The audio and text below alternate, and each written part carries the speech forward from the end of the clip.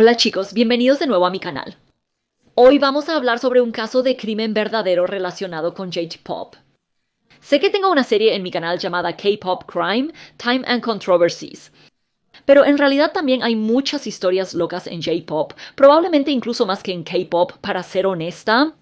Así que si ustedes pueden pensar en, digamos, un nombre más inclusivo para la serie, háganmelo saber en los comentarios de todos modos. En este video vamos a hablar sobre uno de los acosadores de celebridades más prolíficos en Japón, Tomohiro Iwasaki. Ahora, Tomohiro era un individuo bastante desequilibrado y obsesionado que tenía un largo historial de acosar y hostigar a celebridades femeninas.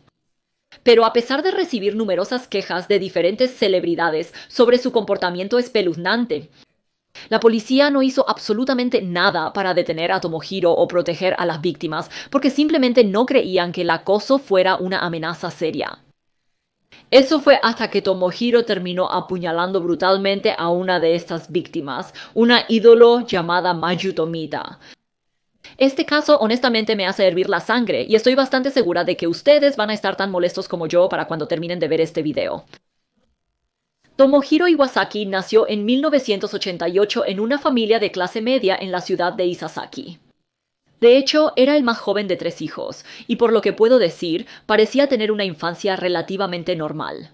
Sus maestros y compañeros de clase lo describieron como un niño tranquilo y educado que no causaba muchos problemas, y aparentemente también le iba bastante bien en la escuela. Pero donde realmente yacían sus verdaderas pasiones era en el deporte del judo. Verás, Tomohiro siempre había soñado con convertirse en un atleta olímpico de judo, por lo que al parecer pasaba horas practicando todos los días después de la escuela. Y eventualmente se volvió tan bueno en ello que ganó varios torneos nacionales, y en un momento supuestamente incluso compitió contra el actual campeón mundial reinante Ryunosuke Haga. Debido a sus logros atléticos, finalmente recibió una beca completa para una de las mejores escuelas deportivas de Japón. Pero lamentablemente su vida comenzó a declinar en ese momento. Tomohiro de repente comenzó a alejarse de sus amigos y familia.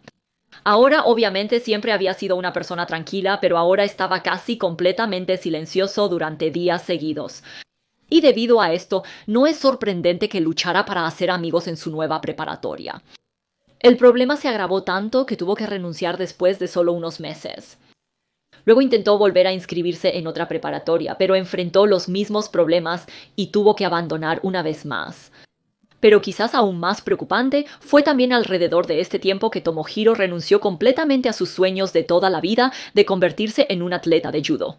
En cambio, se mudó abruptamente a Kioto completamente solo y comenzó a trabajar a tiempo parcial en la industria de la jardinería, algo en lo que nunca había mostrado interés. La familia de Tomohiro ahora recuerda esto y sospechan que él podría haber tenido realmente una depresión no diagnosticada. Su hermano mayor mencionó que Tomohiro era alguien que simplemente era realmente malo para comunicar sus emociones y dificultades. Y es posible que cuando comenzó a sentirse deprimido simplemente se cerró y se retiró cada vez más a su propio mundo. Su única vía de escape parecía ser su blog, donde regularmente escribía sobre sus pensamientos oscuros, diciendo cosas como amaba demasiado a los humanos, esperaba demasiado. ¿Cuál es el sentido de la vida? A medida que Tomohiro continuaba aislándose cada vez más, se dio cuenta de que anhelaba las interacciones sociales, pero simplemente no sabía cómo establecer conexiones personales con los demás. Y fue entonces cuando comenzó a recurrir a la industria del J-Pop para llenar su vacío. Muchos famosos japoneses interactúan con sus fans mediante eventos de saludos, transmisiones en vivo y encuentros con seguidores. Y esta suele ser una excelente manera para que las celebridades y los fans se conozcan un poco mejor. Pero ocasionalmente también puede hacer que ciertos fans piensen que realmente tienen algún tipo de relación personal con la celebridad. Y eso fue exactamente lo que pasó con Tomohiro. Quiero decir, estas interacciones finalmente le hicieron sentir aceptado y validado por una vez, lo que le llevó a desarrollar finalmente una fascinación por muchas de estas celebridades femeninas. Pasaba horas obsesionándose con cada uno de sus movimientos y publicaba incansablemente sobre ellas en sus blogs. E incluso comenzó a acosar a algunas de estas artistas, enviándoles regalos no deseados y mensajes de amor solo para luego ofenderse cuando ellas no correspondían sus sentimientos. En 2013, una ídolo realmente hizo un informe a la policía declarando que Tomohiro le había estado enviando amenazas de muerte. Según informes, la policía llamó a Tomohiro a la estación, pero cuando no se presentó simplemente se rindieron por completo y abandonaron todo el caso. Y luego, en 2015, otra ídolo también presentó una queja contra Tomohiro después de que lo vio siguiéndola. Pero una vez más, la policía simplemente barrió el problema bajo la alfombra y no se tomó ninguna acción adicional. Curiosamente, eventualmente dejó de apoyar, o mejor dicho, debería decir, acosar a la mayoría de estas celebridades femeninas después de que cometieron acciones que él consideró impuras.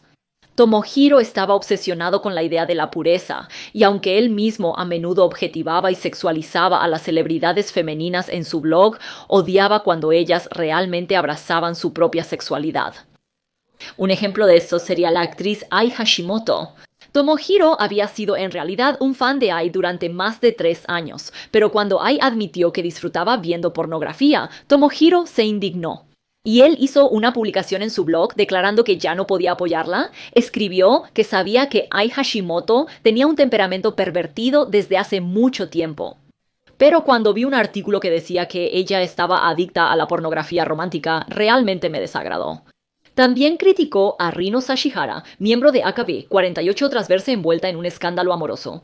E incluso hizo una publicación en su blog declarando que cualquier mujer que apareciera en pornografía simplemente debería suicidarse.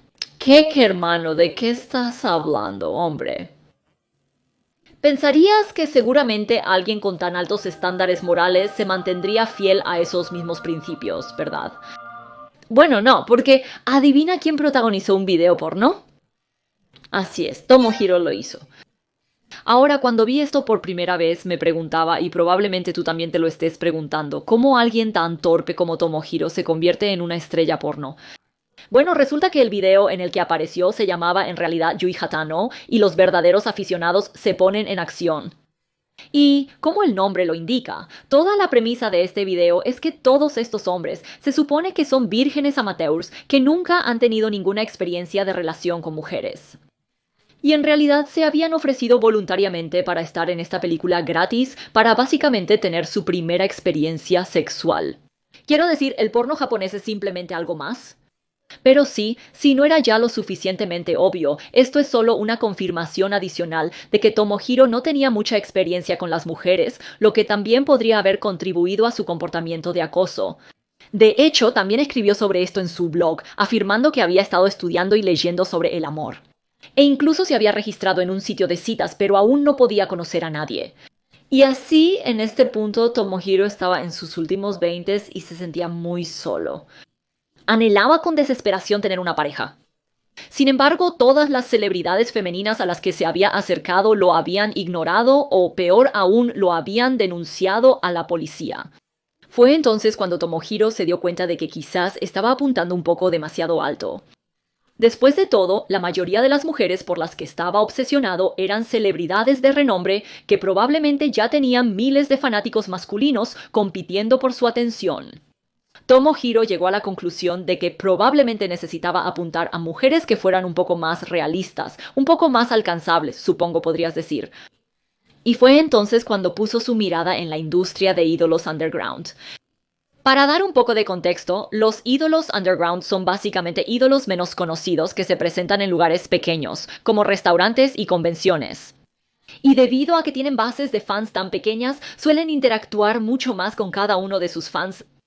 Tomohiro se percató de que esta sería una gran oportunidad para aproximarse al ídolo. Y también pensó que, dado que estos ídolos eran menos conocidos, probablemente apreciarían más su apoyo y podrían potencialmente brindarle la atención y el afecto que sentía que tanto merecía. Y así comenzó a merodear en estos eventos underground y a seguir a artistas menos conocidos. Y fue entonces cuando una cantante llamada Mayu Tomita llamó su atención. Mayu nació en octubre de 1995. Era conocida como una persona realmente brillante e inteligente. Y en este punto ella estaba estudiando administración de empresas en la Universidad de Asia que se encuentra en Tokio. Sus profesores la describieron como una estudiante entusiasta que sobresalía en muchas áreas, incluyendo sus estudios académicos. Aunque Mayu tenía muchas fortalezas, su verdadera pasión era la música. Realmente disfrutaba cantar, tocar la guitarra y componer, y siempre había soñado con convertirse en una cantautora. Pero desafortunadamente el camino al éxito musical no siempre es fácil. Y aunque Mayu quería convertirse en cantante, en realidad tuvo que hacer su debut en 2010 como modelo en lugar de eso. Apareció en la portada del álbum de Galileo Galilei en 2011 luego. Se convirtió en actriz e ídolo, protagonizando un programa de televisión llamado Secret Girls.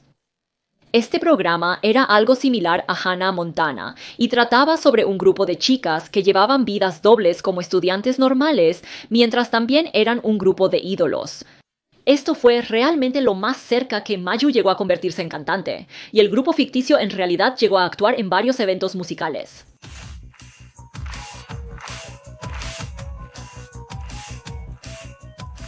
Pero tristemente, después de que terminó el programa, la carrera de Mayu decayó un poco y aparte de algunos roles de cameo, prácticamente no tuvo trabajo. Así que en 2015 finalmente dejó su sello para perseguir su sueño de infancia de convertirse en una cantante-compositora a tiempo completo. Obviamente estaba muy emocionada por esto, pero al mismo tiempo, como no tenía un sello, era realmente difícil que su música se volviera popular. Con solo unos 13,000 seguidores en Twitter, se convirtió en lo que podrías llamar una cantante underground. Pero a pesar de esto, Mayu no se rindió y trabajó aún más duro para promocionarse donde pudiera. Ella actuó en varias convenciones y producciones teatrales, e incluso se unió a Echo Life, que era una banda de músicos independientes que actuaban en restaurantes de todo Tokio. Y fue a través de todos estos eventos que Mayu hizo muchos amigos en la industria de la música. Y fue desafortunadamente también como Tomohiro terminó descubriéndola. No está claro exactamente en qué evento Tomohiro vio a Mayu por primera vez, pero basándose en su historial en línea, parece que se convirtió en su fan. A principios de 2015, inicialmente Tomohiro pudo, supongo que podrías decir, disfrazarse como un fan normal. Le gustaba y comentaba las publicaciones de Mayu como cualquier otra persona, y también asistía a sus eventos y le traía regalos como flores y dulces. Sin embargo, Tomohiro no pudo ocultar su comportamiento de acosador por mucho tiempo, y a medida que pasaba el tiempo comenzó a mostrar un comportamiento cada vez más espeluznante hacia Mayu. Comenzó a expresar en sus blogs que quería casarse con Mayu y tener bebés con ella. Incluso comenzó a darle a Mayu regalos extraños como libros y revistas obscenas, que ella aceptó a regañadientes. Ella intentaba ser educada y agradecida con sus fans, pero esto le dio a Tomohiro una idea equivocada. Y él creía que porque le había dado a Mayu tantos regalos, ahora tenía derecho a su amor y afecto. Para cuando llegó el 17 de enero de 2016, Tomohiro se había vuelto tan delirante que realmente decidió que iba a proponerle matrimonio. Y así compró su regalo más caro hasta ahora, un reloj de lujo y algunos libros. Y se dirigió al restaurante italiano Camerino, donde Mayu y su grupo, Acolife, iban a actuar esa noche. Después de la actuación de Mayu, le entregó los regalos e intentó proponerle matrimonio, según informes. Mayu aceptó los regalos nuevamente.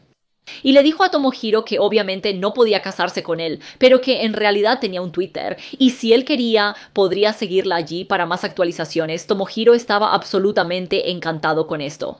Verás, aparte de su blog, nunca había usado Twitter ni ninguna otra forma de redes sociales antes. Y debido a que era completamente ajeno al concepto de redes sociales, parecía haber malinterpretado completamente cómo funcionaban. Durante mi investigación, realmente me pareció que él pensaba que Twitter era una especie de plataforma exclusiva donde las personas tenían conversaciones íntimas y personales, algo así como WhatsApp, supongo. Entonces, aunque Mayu había rechazado su propuesta de matrimonio, el hecho de que ella le dijera que la siguiera en Twitter hizo que Tomohiro sintiera que acababa de ser invitado a unirse a su círculo exclusivo. Así que al día siguiente inmediatamente configuró su Twitter y siguió a Mayu, y también siguió a la amiga de Mayu, Riko Matsumura. Riko en realidad era una compañera músico de Echo Life, y Tomohiro la descubrió cuando ella actuó con Mayu en el restaurante la noche anterior. Emocionado comenzó a tuitear a ambas mujeres esperando completamente que respondieran y para su deleite, Riko en realidad respondió e incluso lo siguió de vuelta. Riko claramente no estaba muy familiarizada con Tomohiro en este punto y no tenía idea de sus maneras acosadoras. Sin embargo, lo mismo no se podía decir de Mayu.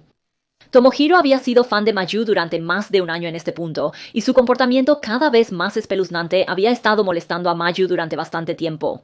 Mayu intentó ignorar sus presentimientos, pero la propuesta de matrimonio fue demasiado para ella. Se informó que confió en sus amigos sobre la situación, e incluso publicó un tuit críptico insinuando una cita de situación problemática. Aunque Mayu era alguien que siempre se había enorgullecido de su estrecha interacción con los fans, se dio cuenta de que probablemente debería alejarse de Tomohiro lo antes posible, antes de que su obsesión empeorara. Así que nunca le devolvió el seguimiento ni respondió a ninguno de sus tweets. A medida que pasaban los días y los tweets de Tomohiro quedaban sin respuesta, comenzó a impacientarse con Mayu. ¿No veía sus tweets? ¿Estaba muy ocupada para responder? Tomohiro simplemente no podía entender por qué Mayu parecía ignorarlo, y así comenzó a escribir. Cosas como tu falta de respuesta es un acto malvado, y el afecto puede convertirse fácilmente en odio. Normalmente me gusta Mayu. Pero las cosas solo empeoraron cuando, el 30 de enero, Mayu y Riko publicaron fotos de ellas pasando el rato juntas. Y luego, coincidentemente, al día siguiente, Riko dejó de seguir a Tomohiro y configuró su cuenta como privada. Tomohiro supuso que esto ocurrió porque Mayu debió haber hablado mal de él a Riko, lo cual probablemente sea cierto. Si yo fuera Mayu, querría proteger a mis amigos y alertarlos sobre un potencial acosador. Pero por supuesto, esto enfureció a Tomohiro. Comenzó a bombardear tanto a Riko como a Mayu con tweets exigiendo saber por qué lo habían dejado de seguir. Estaba particularmente enojado con Mayu. No podía creer que, después de todo el dinero y tiempo que había invertido en ella en cambio fue a sus espaldas y habló mal de él. En la mente de Tomohiro, creía que Mayu se había vuelto ingrata y engreída, y su amor, una vez intenso por Mayu, pronto se convirtió en odio. Cambió su nombre de usuario de Twitter a "El que no te gusta es una mierda". Y comenzó a inundar el Twitter y el blog de Mayu con más de 400 mensajes de odio al mes, diciendo comentarios amenazantes como "Nunca olvidaré cómo me desprecias y muere, muere, muere, muere, muere". Luego, el 27 de abril, hizo otro de sus terribles tweets, esta vez insinuando que Mayu era codiciosa e ingrata por aceptar sus regalos. Todo era demasiado para Mayu y decidió que ya era suficiente.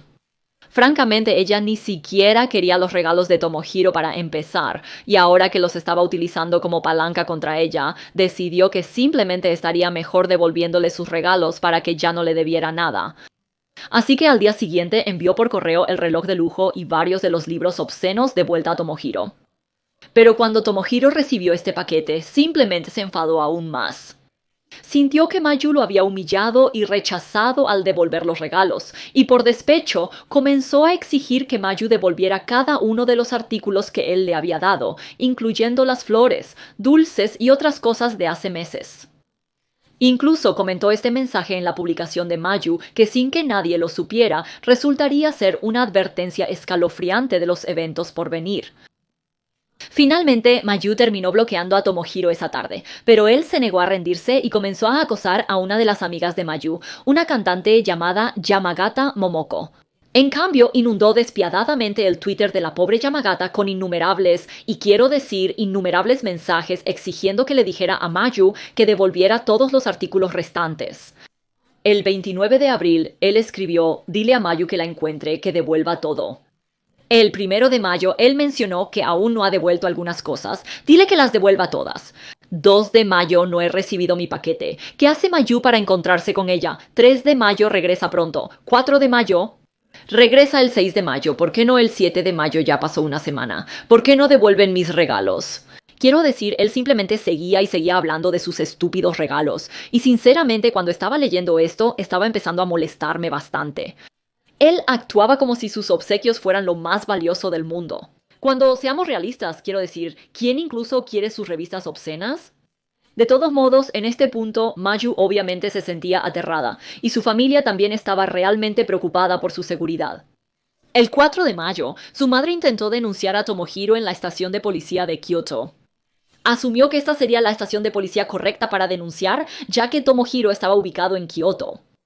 Sin embargo, la policía de Kioto dijo que no podían ayudarla y le dijeron que informara este incidente a la policía de Tokio en su lugar, ya que Mayu estaba ubicada en Tokio, así que Mayu siguió sus instrucciones e hizo un informe a la Policía Metropolitana de Tokio el 9 de mayo. E incluso llevó consigo 71 impresiones y 70 capturas de pantalla de los odiosos mensajes de Tomohiro en Twitter. A pesar de todas las pruebas, la policía desestimó por completo las preocupaciones de Mayu, alegando que no caía bajo las actuales leyes antiacoso de Japón. Así que voy a tener que desviarme un poco aquí sobre las leyes antiacoso de Japón, porque juega un papel crucial en este caso. Y también demuestra cómo las leyes obsoletas fallaron a Mayu y a tantas otras víctimas en Japón. La ley antiacoso fue introducida en los años 2000 debido a un caso de asesinato por acoso de alto perfil.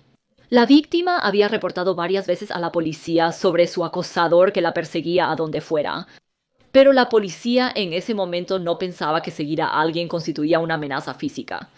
Y así básicamente desestimaron a la víctima, resultando en que finalmente fue asesinada. Debido a eso, se introdujo la ley antiacoso, haciendo ilegales los actos de acoso físico. Llegamos al 2013, donde ocurrió otro caso notorio de asesinato por acoso. En esta ocasión, la víctima buscó ayuda policial tras ser acosada vía correo electrónico. Aunque las leyes contra el acoso en ese momento solo cubrían el acoso físico en persona, la policía no consideró que el acoso por correo electrónico fuera una amenaza. Y la ignoraron y eso resultó en que también la asesinaran. Como resultado, Japón agregó el acoso por correo electrónico a su lista de actos ilegales de acoso. Entonces, todo esto nos lleva de vuelta al caso de Mayu. Es 2016 y las leyes contra el acoso incluyen el acoso en persona y por correo electrónico. Pero esta vez, lo que Mayu estaba experimentando era acoso en las redes sociales. Y bueno, eso no estaba incluido en las leyes contra el acoso. La policía no consideró la situación como una amenaza. ¿Están viendo un patrón aquí, chicos? Es casi como si no hubieran aprendido nada de todos los casos anteriores de acoso. Y además, la policía incluso afirmó que los tweets no se consideraron amenazantes en primer lugar, porque Tomohiro nunca usó explícitamente la palabra matar. Nota que Tomohiro realmente escribió la palabra morir, pero como no era la palabra matar específicamente, la policía no lo consideró una amenaza. Mira, entiendo que la policía necesita tener directrices y políticas, pero el mundo tampoco es blanco y negro. Y simplemente me parece bastante ridículo y casi cómico cómo la policía y la ley no tuvieron en cuenta ningún tipo de matiz en absoluto. Y honestamente, ni siquiera puedo imaginar lo frustrante que debió haber sido todo para Mayu y su familia. De todos modos, a medida que pasaba más tiempo y no se tomaba ninguna acción, el acoso obviamente continuó y Mayu se volvía cada vez más asustada. El 19 de mayo, Mayu intentó hacer otra súplica desesperada a la policía. De hecho, estaba programada para actuar en un evento llamado Solid Girls Night Volumen 11 solo 2 días después, y temía que Tomohiro pudiera aparecer. Así que suplicó a la policía, literalmente les rogó por seguridad adicional, por si acaso. Pero una vez más, la policía ignoró por completo sus preocupaciones, afirmando que Tomohiro solo necesitaba tiempo para calmarse. Y lo más probable es que superara su obsesión antes del día del evento.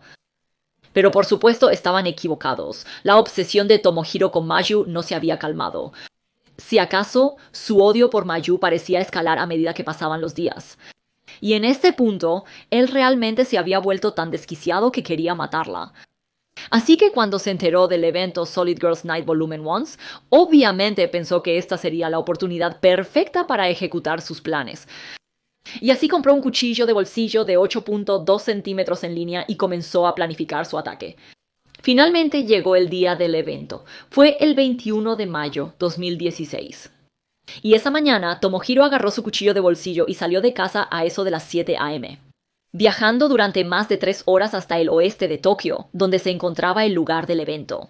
Supuso que Mayu probablemente llegaría al lugar del evento en tren, así que esperó en la estación de tren cercana durante horas. Constantemente publicaba mensajes sombríos en su blog con frases como «Por lo usual es la vergüenza, no la motivación, lo que impulsa a las personas a actuar». Finalmente, alrededor de las 5 de la tarde, Mayu llegó a la estación. Tan pronto como Tomohiro la vio, comenzó a seguirla a distancia mientras ella caminaba hacia el lugar del evento. Justo cuando estaba a punto de entrar al edificio, Tomohiro la confrontó, exigiendo saber por qué había devuelto sus regalos. Aterrada, Mayu dio una respuesta ambigua antes de darse la vuelta rápidamente e intentar irse. Entonces sacó su celular del bolsillo y trató desesperadamente de llamar a la policía. Pero antes de que pudiera decir algo, Tomohiro se lanzó repentinamente hacia adelante y la atacó repetidamente, apuñalándola con su navaja de bolsillo, mientras gritaba «muere, muere, muere». La llamada telefónica con la policía en realidad aún estaba en curso todo este tiempo. Pensarías que la policía intentaría rastrear su celular rápidamente para averiguar su ubicación, ¿no? Pero no, la policía simplemente asumió que ella estaba en casa y envió oficiales a su dirección de casa en su lugar. Aproximadamente 2 minutos después del ataque, transeúntes escucharon los gritos de Mayu y llamaron a la policía. Para cuando la policía llegó realmente a la ubicación correcta, Mayu ya había sido apuñalada un total de 61 veces. Tenía heridas de puñaladas en todo el cuerpo, incluyendo ojos, pecho y cuello. Quiero decir, las heridas eran absolutamente brutales. Fue llevada al hospital, donde cayó en coma y sufrió un infarto. Mientras tanto, Tomohiro, aún en la escena del crimen, fue arrestado de inmediato. Durante su interrogatorio, Tomohiro no expresó ningún remordimiento. Se declaró culpable de intento de asesinato, pero dijo que no sentía que debía disculparse con Mayu. Afirmó que Mayu fue quien le hizo perder la paciencia al no proporcionar una respuesta adecuada sobre por qué devolvió sus regalos. Aún después de todo lo que había hecho, Tomohiro seguía sintiéndose como la víctima en la situación. Y hasta admitió orgullosamente que ese día tenía la intención de matar a Mayu. Afortunadamente, sin embargo, resulta que no tuvo éxito. Porque después de estar en coma durante casi 2 semanas, Mayu milagrosamente recuperó la conciencia. Las heridas de arma blanca milagrosamente evitaron sus órganos vitales, pero eso no significa que escapó ilesa del ataque. Le quedaron graves cicatrices faciales, parálisis parcial y deterioro visual, y tuvo que pasar por meses de cirugía reconstructiva y fisioterapia. Pero a pesar de todas sus lesiones, Mayu estaba decidida a buscar justicia. Y así valientemente asistió con las investigaciones e incluso accedió a hablar en la sentencia de Tomohiro. La audiencia de sentencia finalmente comenzó en febrero de 2017. Y tal como había prometido, Mayu preparó y leyó su declaración de impacto a la víctima. Según los reporteros en la sala del tribunal, se vio a Tomohiro riendo y burlándose todo el tiempo, y en un momento incluso le gritó a Mayu. Pero a pesar de su total falta de remordimiento y la gravedad del delito, Tomohiro solo fue condenado a 14 años y medio de prisión. Su corta condena conmocionó a la nación y causó una gran indignación pública, con muchas personas japonesas criticando al gobierno y a la policía por su actitud laxa hacia el acoso.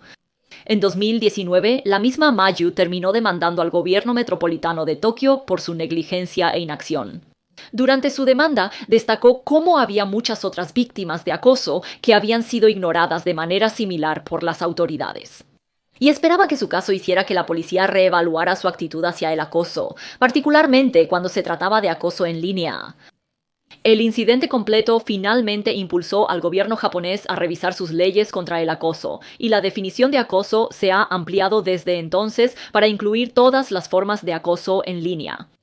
La policía también se disculpó formalmente con Mayu por el manejo de la situación, pero por supuesto esta disculpa es demasiado poco, demasiado tarde. Incluso hoy, 6 años después del ataque, Mayu aún lidia con los efectos a largo plazo de sus lesiones. Las fotos recientes de sus brazos aún muestran que tiene muchas cicatrices. Y también es incapaz de comer o cantar correctamente, y no tiene control total de sus dedos, lo que la deja incapaz de tocar su instrumento favorito, la guitarra. Por no mencionar, el ataque también la afectó mentalmente, causándole insomnio y trastorno de estrés postraumático. Es realmente triste porque Mayu solo tenía 21 años en el momento del ataque. Acababa de empezar a perseguir sus metas de convertirse en cantante y todavía tenía toda su carrera por delante. Solo para que Tomohiro le robara completamente todas esas esperanzas y sueños. Aunque Tomohiro está actualmente en prisión, Mayu también ha expresado que está realmente preocupada por lo que sucederá después de que él sea liberado. En este punto, solo le quedan unos 9 años de su condena. Y considerando su historial, muchas personas creen que podría continuar aterrorizando a Mayu después de su liberación. O posiblemente incluso apuntar a otra celebridad femenina. Quiero decir, si lo piensas, acosadores como Tomohiro se convierten en acosadores en primer lugar porque ya tienen una personalidad obsesiva y delirante. Y realmente dudo que meterlos en la cárcel durante unos años de repente los cure de todas esas tendencias. En mi opinión, se necesita hacer más después de la sentencia de cárcel para realmente continuar monitoreando a estos acosadores. Y me imagino que algún tipo de programa de rehabilitación obligatorio, o posiblemente incluso un registro de acosadores, podría ser más útil para realmente reformar a estos acosadores y mantener a las víctimas seguras a largo plazo. Claro, estas son solo mis opiniones, ya que afortunadamente nunca he estado en esta situación. Pero si alguno de ustedes ha sido realmente víctima de acoso, me interesa saber qué piensan de este problema. Comparte tus opiniones en los comentarios. Y sí, eso concluye la aterradora historia del acosador de la ídolo de J-Pop Tomohiro Iwasaki. Si el video te pareció informativo, agradecería que le des un like y te suscribas. Visita también mi Patreon donde comparto videos más informales y mis documentos de investigación. Por último, si tienes sugerencias de temas que te gustaría que cubriera, asegúrate de mencionarlos en los comentarios. Nos vemos en el siguiente video. ¡Hasta luego!